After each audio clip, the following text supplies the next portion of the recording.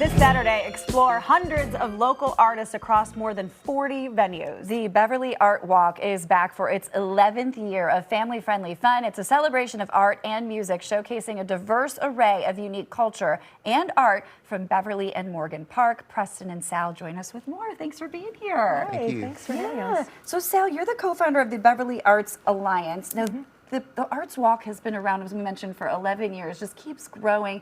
Tell us a little bit about it.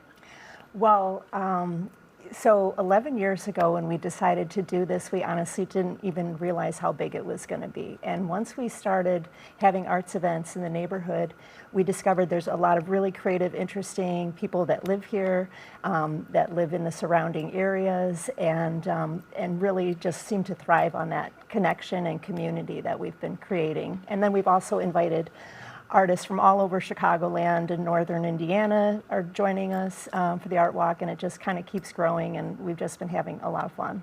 Preston, we're going to get to your artwork in a second because it's beautiful. Thank But you. Sal, I want to talk about the event. What can people that have never heard of this, never been to it, have no familiarity with it, what can they expect? Well, we have really something for everybody, and there's 40 different venues, more than 150 different artists. And so what I would recommend is definitely go to beverlyarts.org. We've got an interactive map that'll help you plan your day. But if I can just I'll give you a couple little highlights, hubs, and some hidden gems. You're going to want to hit the Beverly Art Center. Tons of artists there in a wide range of styles, including Preston here. You're going to want to hit the Uprising Craft Fair at 103rd and Wood. Tons of artisans, food trucks, music. Wow. And then there's venues all around there on 103rd. And then we also have just kind of little hubs everywhere where there's groups of venues. And then we have artist home studios. We have 7 different artists, all in a different range of styles. And again, we have their profiles all on our website. And so it's great to take a look and see what appeals to you. And you know, there's something for everybody. There's a lot of kids activities, there's music, performances. So much, yeah. Yeah. That's great. Preston, 150 artists, you are one of them being Yes. featured at the show. Yes. Tell us a little bit about how you got involved and about your art. It's gorgeous to be It's displayed beautiful. here today. Thank Yeah. you. Well, how I got involved Yeah. is Sal.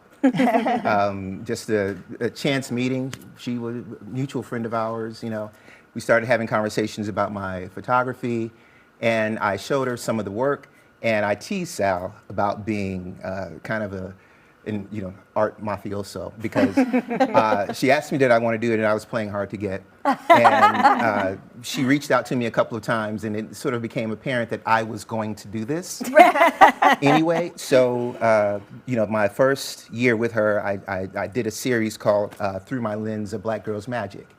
And it was a series of ballerinas that I'd photographed throughout the city, through Pilsen, Crown Fountain, that sort of thing. And I didn't know what to expect, but it was an amazing day. Had a really, really good time.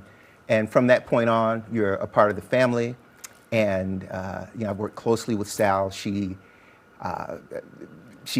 tells me what she thinks my art should be, and I pretend to have an opinion about it. But she knows what she's talking about, and I've enjoyed being a part of this for how long has it been for us? Maybe about 6 years, 7 years, Yeah, something like so. that. I want to talk about your artwork for a minute, just because the ones that you'll have this weekend, I believe, it really highlights the impacts of climate change, and you can probably see some of them on the screen there. But what was it about climate change that made you want to photograph it and put it into a picture? So it was documenting climate change was sort of unintentional. I was shooting the lakefront for very different reasons, kind of as a trauma response to loss. Back in late 2013, that sort of started. And as it turns out, I was actually indirectly documenting the subtle and not so subtle effects of climate change. Some of these pieces are, the piece with the wave is a photograph of something that just came out of nowhere. I was on my bike headed back home from Navy Pier. I live in Hyde Park. And it was just a normal day, and then just out of nowhere, this tempest just shot up, and instead of going home like I should have, I decided, let's see what happens. And so everything for the photograph, and that's where the photograph came from. The other photograph, which is in the winter during the vortex, according to the almanac, the high temperature that day was around -23, and this is not normal.